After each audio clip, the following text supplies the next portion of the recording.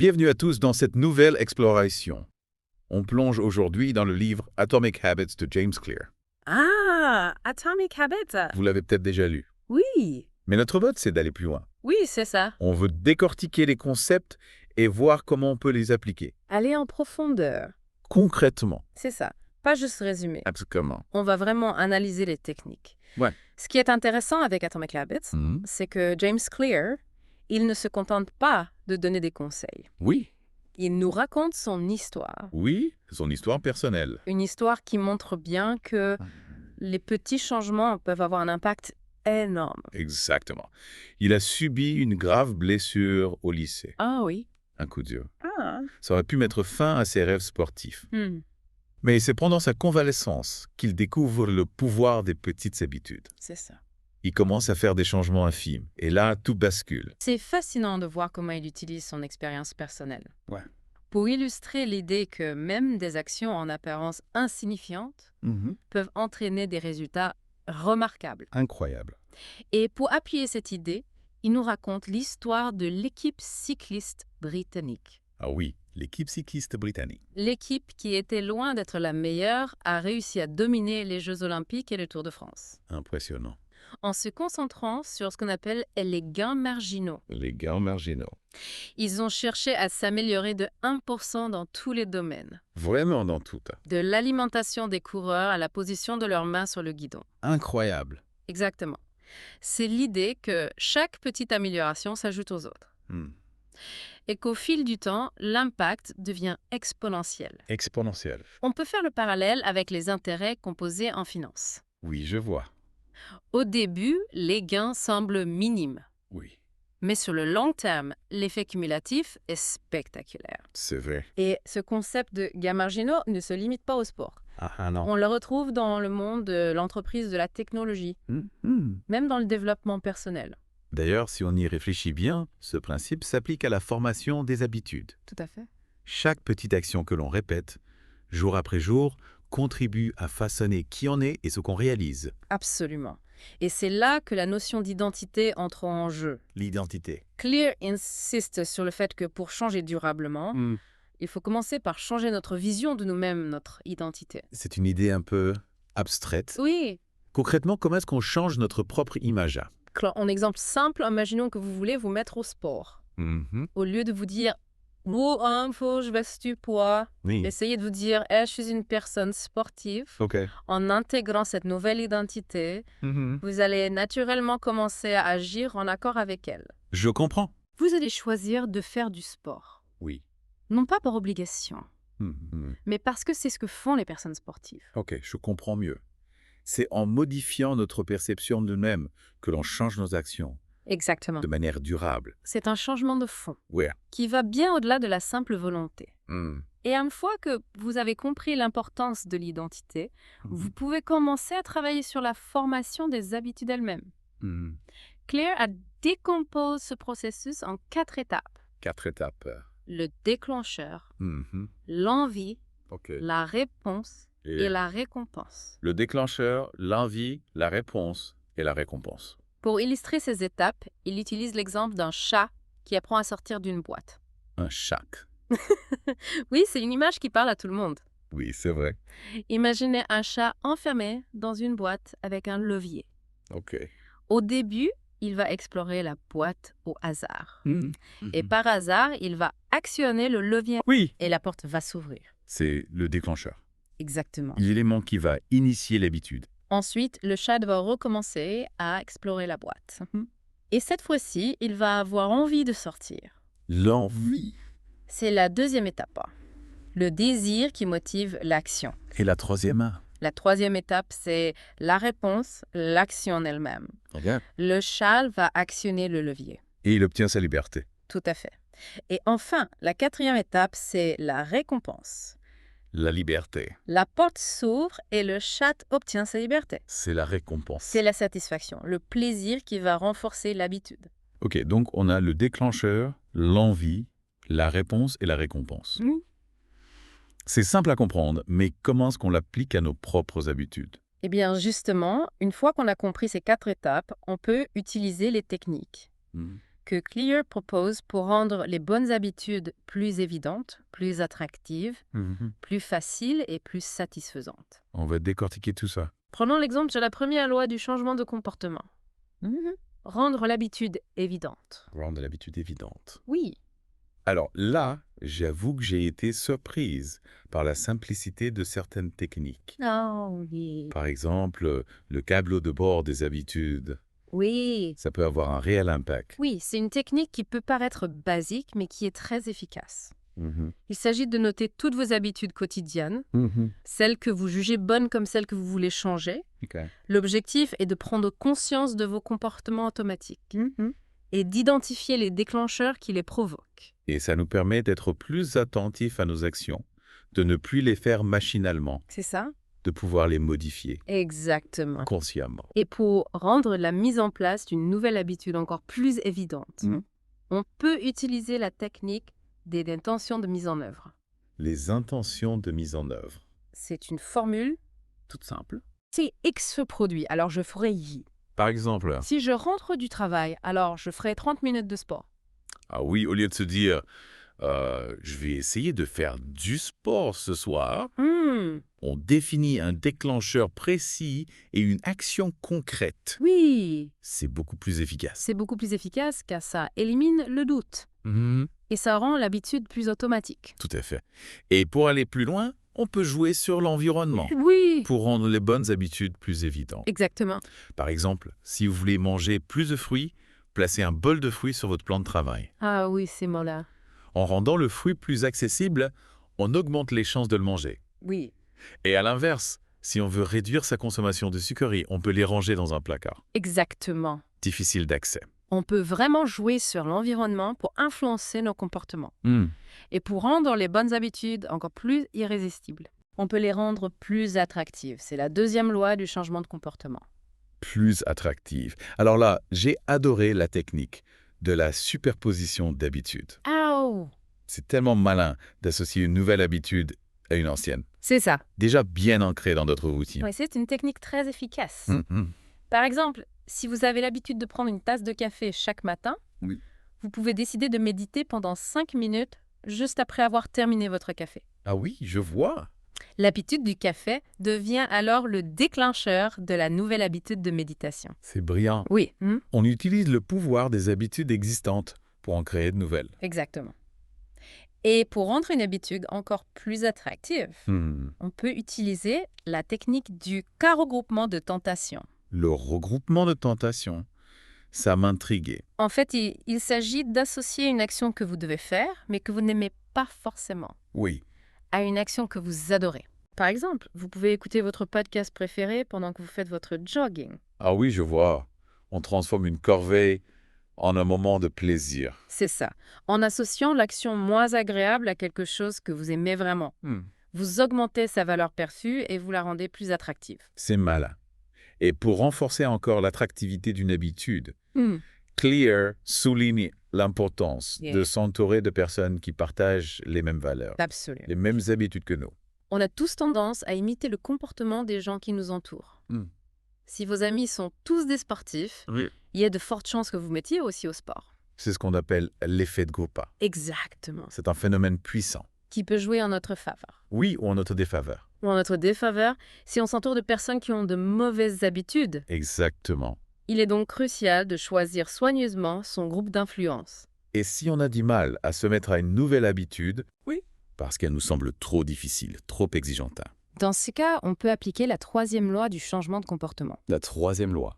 Rendons l'habitude facile. Rendre l'habitude facile. Ok, et comment est-ce qu'on fait ça concrètement? Il y a plusieurs techniques. Une des plus efficaces, c'est la règle des 2 minutes. La règle des 2 minutes. Oui. J'aime beaucoup cette règle. Elle a été tellement simple à appliquer. Oui, c'est vrai. Il s'agit de décomposer une nouvelle habitude en une action tellement simple qu'elle ne prend que 2 minutes à réaliser. 2 minutes. Par exemple, si vous voulez vous mettre à la course à pied, commencez par simplement enfiler vos chaussures de course. L'idée, c'est de réduire la friction, de rendre le démarrage si facile qu'on n'a aucune excuse pour ne pas le faire. Aucune excuse. Et une fois que vous avez enfilé vos chaussures, Oui. Vous avez plus de chances de sortir courir, même si ce n'est que pour quelques minutes. L'important, c'est de commencer. Commencer. Et de créer une dynamique. Et si on veut aller plus loin, on peut utiliser la technique du façonnage. Tout à fait. Le façonnage. Le façonnage consiste à augmenter progressivement la difficulté d'une habitude, par petites étapes, à mesure qu'on progresse. OK. On ne se fixe pas des objectifs trop ambitieux au départ. On avance graduellement en restant dans sa zone de confort. C'est l'idée de ne pas se décourager. Oui. En se fixant des objectifs trop difficiles à atteindre dès le départ. Exactement. On progresse à son rythme en célébrant chaque petite victoire. Chaque petite victoire. Et pour s'assurer que l'habitude s'installe vraiment, on doit la rendre satisfaisante. C'est la 4e loi du changement de comportement. Oui, et c'est là que ça devient intéressant. Ah oui? Car on touche à un point crucial de la psychologie humaine. Notre cerveau a besoin de récompenses pour rester motivé. Des récompenses. Le problème, c'est que les bonnes habitudes, comme faire du sport ou manger sainement, ne produisent pas toujours des résultats immédiats. C'est vrai?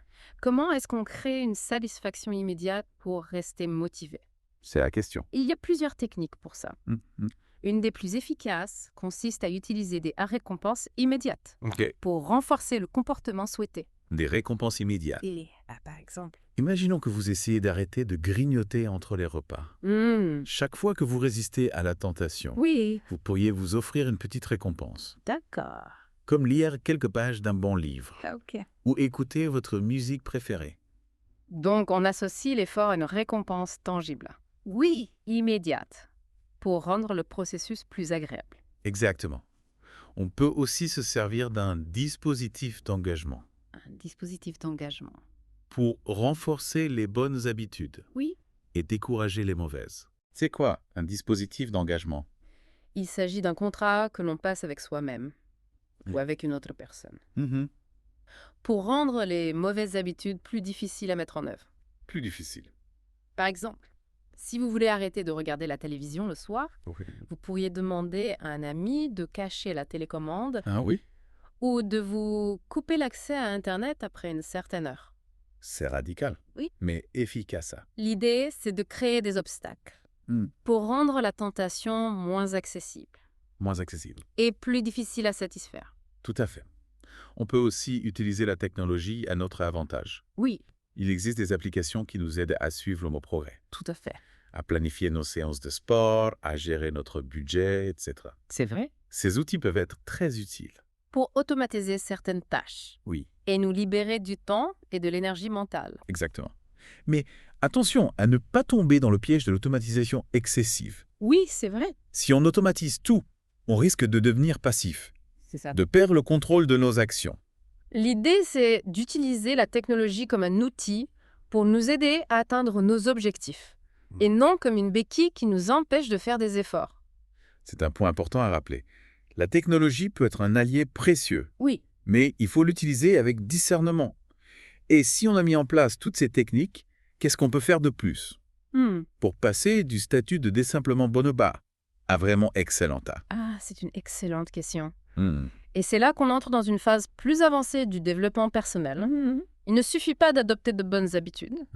Il faut aussi savoir les optimiser pour atteindre l'excellence. Atteindre l'excellence. Et pour ça, James Clear nous invite à réfléchir à l'influence de notre talent inné. C'est un sujet fascinant, mais qui peut aussi être un peu intimidant. C'est vrai. On se demande souvent si le talent est inné ou acquis. Est-ce qu'on est né avec un certain potentiel? Ou est-ce qu'on peut le développer avec suffisamment de travail? C'est un débat qui anime les psychologues et les philosophes depuis des siècles. Ce qui est sûr, c'est que nos gènes influencent nos prédispositions pour certaines activités. Certaines personnes sont naturellement plus douées pour la musique, le sport ou les mathématiques. C'est vrai. Mais cela ne veut pas dire que le talent est une fatalité. Non. L'environnement, l'éducation et l'entraînement jouent un rôle tout aussi important. Ouf, ça me rassurait. On peut donc développer nos compétences et nos talents. Absolument. Même si on n'est pas né avec des prédispositions particulières. L'important, c'est d'identifier ses forces et ses faiblesses et de se concentrer sur des activités qui nous passionnent et qui correspondent à nos aptitudes naturelles. James Clear prend l'exemple du nageur Michael Phelps. il a un physique exceptionnel pour la natation. Une vraie prédisposition génétique, Oui, mais il a aussi suivi un entraînement rigoureux pendant des années exactement. pour atteindre le sommet de son art. Donc, même avec un talent inné, le travail et la discipline sont essentiels pour atteindre l'excellence. Absolument.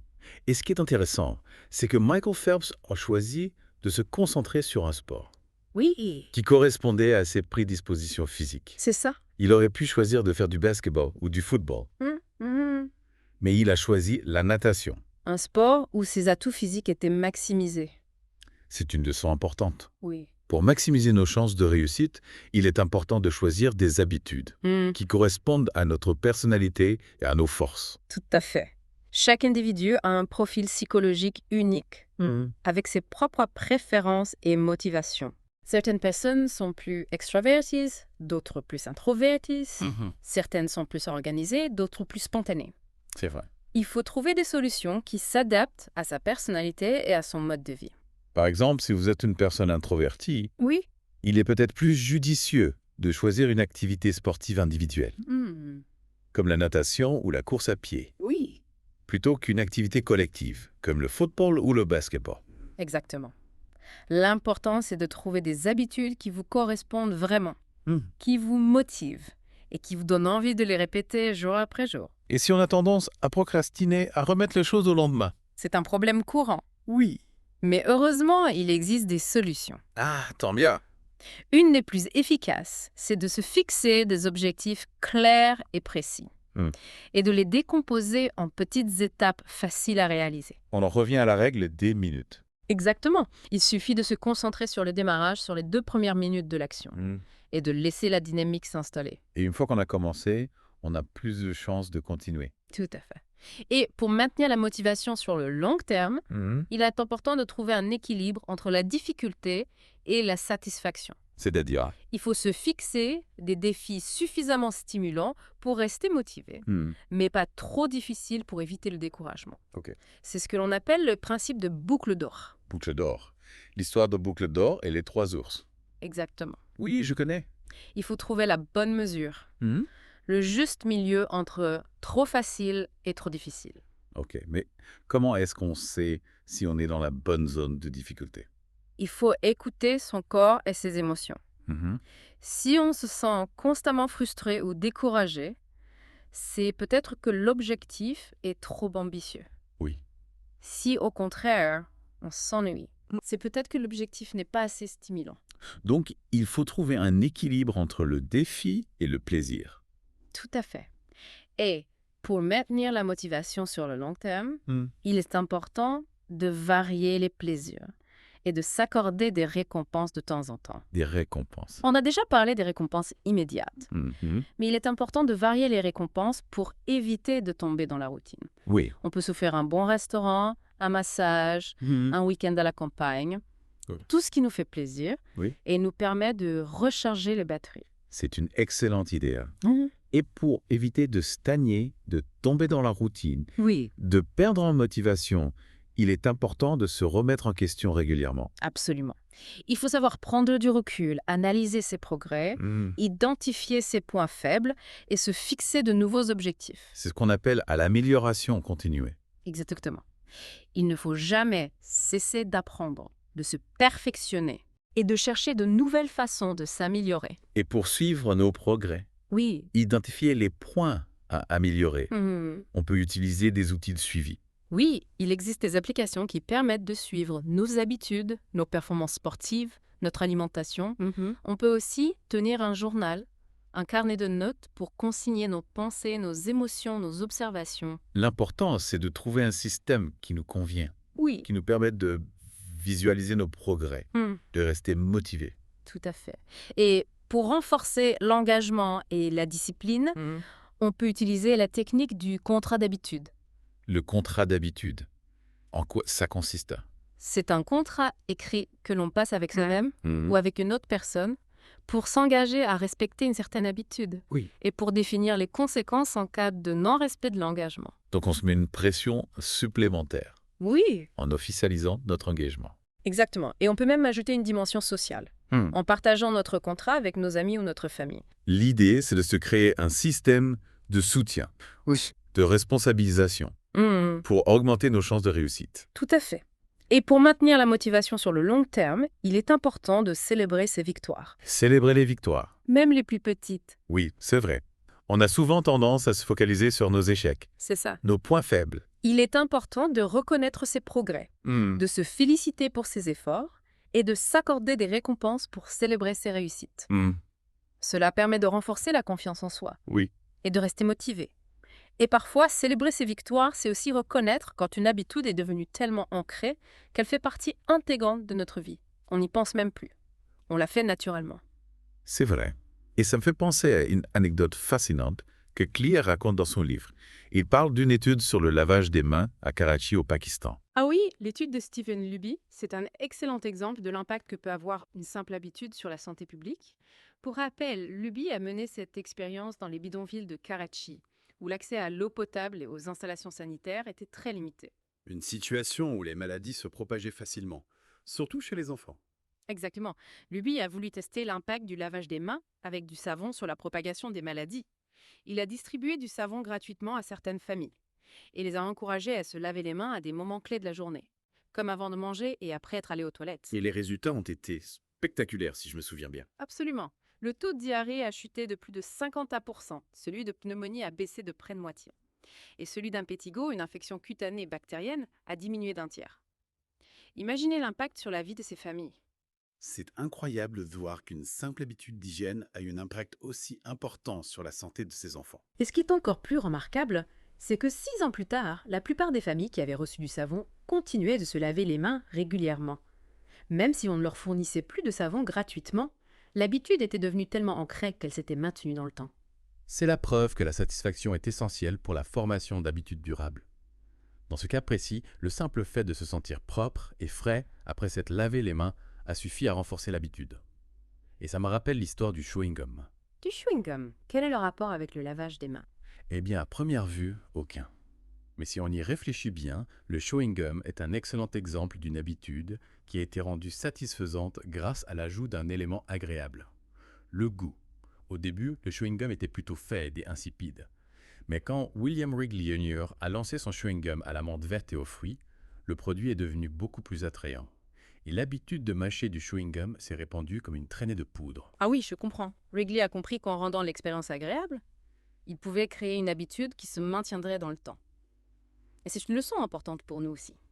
Si on veut que les bonnes habitudes s'installent durablement, il faut trouver un moyen de les rendre satisfaisantes. Mais comment fait-on quand les récompenses ne sont pas immédiates? Par exemple, quand on fait du sport pour améliorer sa santé, les résultats ne sont pas visibles du jour au lendemain. Comment rester motivé dans ce genre de situation? C'est un vrai défi car notre cerveau est programmé pour rechercher la gratification instantanée. C'est pourquoi il est important de trouver des moyens de créer une satisfaction immédiate, même si les résultats à long terme sont différés. On a déjà parlé des récompenses immédiates comme s'offrir une petite récompense après avoir fait du sport, mais il existe d'autres techniques. Par exemple, on peut visualiser les progrès que l'on a réalisés. Concrètement, comment est-ce qu'on fait ça? Imaginons que vous essayez de perdre du poids.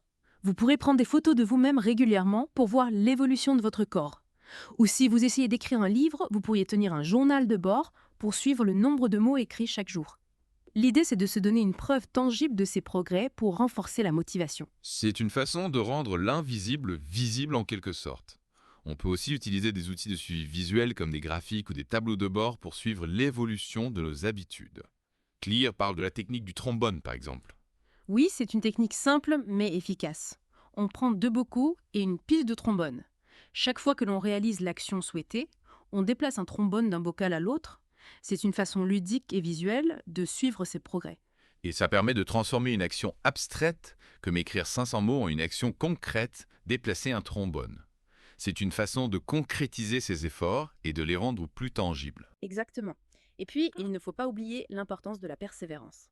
Changer ses habitudes prend du temps et des efforts. Il est normal de connaître des hauts et des bas. L'important, c'est de ne pas abandonner au premier obstacle. Clear parle de l'importance de ne pas rompre la chaîne. Même si on rate une journée, il faut se remettre en selle le plus vite possible et ne pas laisser un petit écart se transformer en un abandon total. C'est vrai, il faut accepter que le chemin vers le changement ne soit pas toujours linéaire. Il y aura des jours où on sera plus motivé que d'autres. L'important, c'est de ne pas se laisser décourager par les petits écarts et de se concentrer sur le long terme. Tout à fait. Et pour maintenir sa motivation sur le long terme, il est important de se rappeler pourquoi on a choisi de mettre en place cette habitude. On en revient à la notion d'identité dont on parlait tout à l'heure. Il faut se demander quel genre de personne je veux devenir et choisir des habitudes qui nous aident à devenir cette personne. Si on veut devenir une personne sportive, on va choisir de faire du sport régulièrement. Si on veut devenir une personne cultivée, on va choisir de lire des livres régulièrement. C'est logique. Exactement. Les habitudes que l'on choisit de mettre en place sont des expressions de notre identité. Et plus on répète ces actions, plus on renforce cette identité. C'est un cercle vertueux en quelque sorte. Nos actions façonnent notre identité et notre identité influence nos actions. C'est exactement ça. Et pour rester motivé sur ce chemin, il est important de suivre ses progrès, de célébrer ses victoires et de se montrer patient et bienveillant envers soi-même. Changer ses habitudes prend du temps et des efforts. Il est normal de connaître des moments de doute et de découragement. L'important, c'est de ne pas abandonner et de se rappeler que chaque jour est une nouvelle opportunité de progresser. C'est une idée vraiment puissante. On peut se transformer en changeant nos habitudes. C'est presque comme si nos actions quotidiennes sculptaient notre être profond, petit à petit. Exactement. Et c'est un processus en continu. On ne devient pas un grand sportif du jour au lendemain.